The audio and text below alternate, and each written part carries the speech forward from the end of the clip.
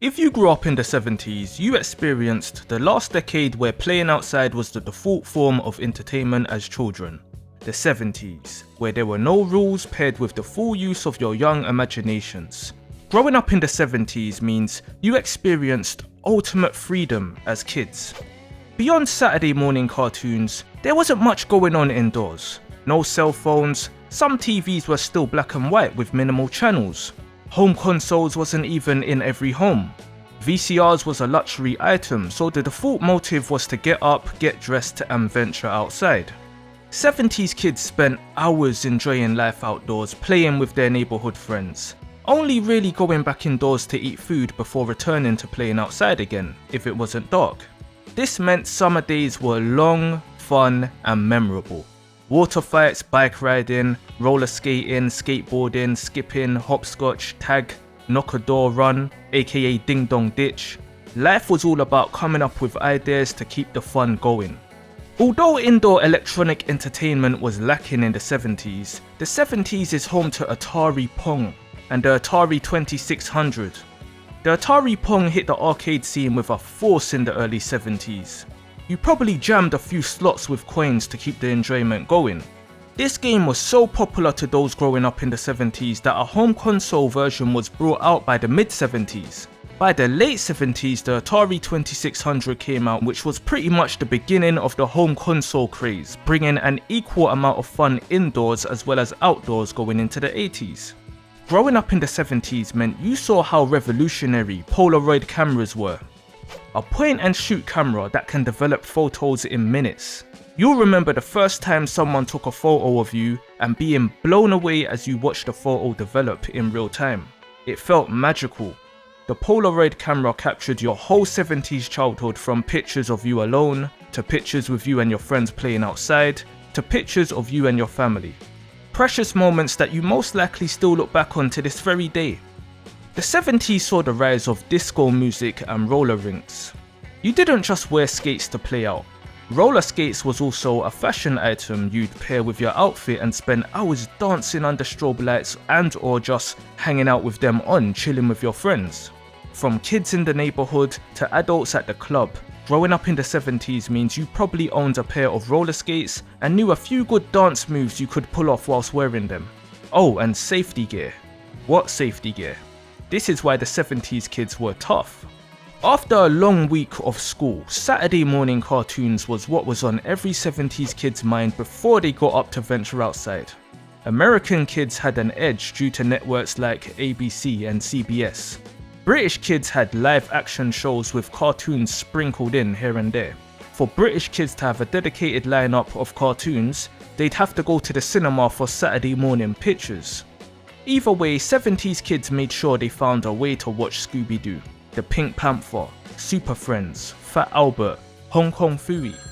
Growing up in the 70s means you experienced the last decade where rotary phones were the standard. Before the push-button models took off, the normal practice was to rotate and release a dial on your phone to lock in each number. There was no hands-free Siri Cool Mum. 70s kids experienced the raw hands-on mechanics of telephone communication. Another reason for 70s kids to be playing outside so much was colour TV didn't become truly affordable and common for everyone until the mid-70s. So many 70s kids grew up with black and white TVs with very few channels on them, which could not compete with the vibrance and fun of outdoor play.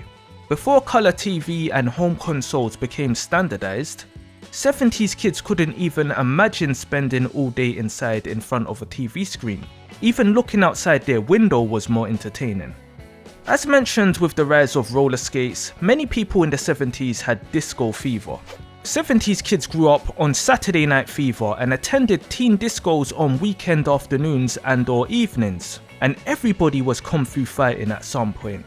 Growing up in the 70s means you grew up with freedom and rhythm and could probably outdance any of your kids from the following decades. While being indoors meant being bored for most 70s kids, fortunately and ironically, there were board games.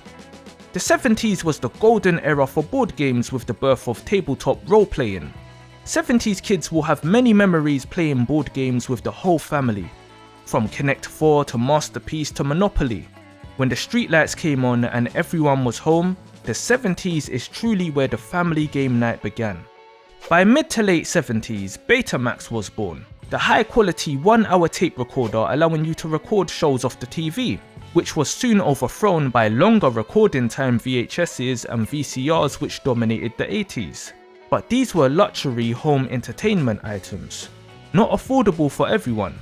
So the standard in the 70s was to go to the movies and drive-ins. Star Wars, Jaws, The Godfather, Grease, The Omen, The Exorcist. The 70s is home to classics that you most likely watched outside of the comfort of your own home, and you probably returned a few times to watch the same film. Two trends in the 70s was mood rings and pet rocks. Mood rings came out mid-70s, and you'll probably remember the first time a friend showed you their ring and said, "Guess how I'm feeling," as you watch it change colour. 70s kids spent lots of time marvelling at each other's mood rings, trying to read moods and minds. The pet rock is another trend you probably experienced as a 70s kid. Your own pet rock in a box with straw and air holes with instructions of how to teach your pet rocks how to sit still. The 70s is considered the best decade for music, and for very good reason. Punk and disco was born and rock was perfected in this decade. Motown was on the back end of dominating charts, and your parents probably had a serious vinyl collection that made all the family get up and dance when that needle hit the record.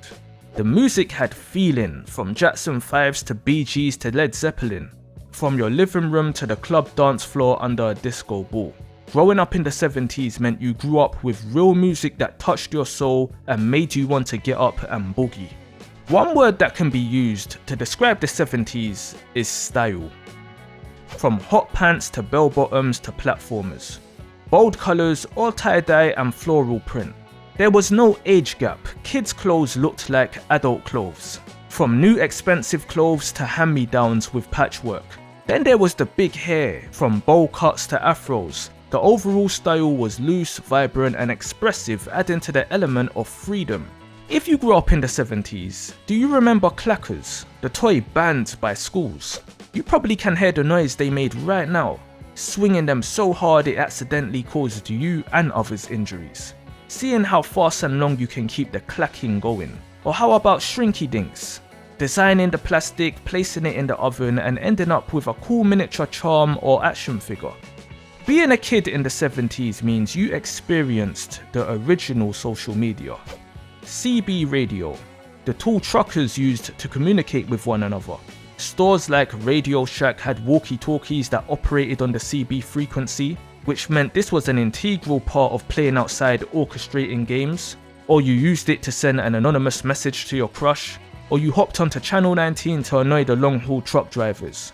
For the teens, CB radios in cars was like texting with other teens, communicating in code, using fake names, organising meetups, etc.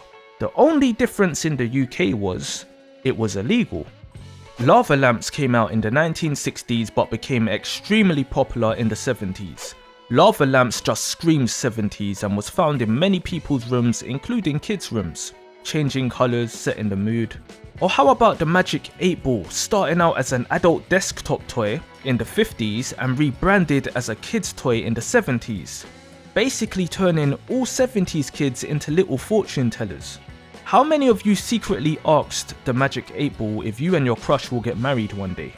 And did it come true?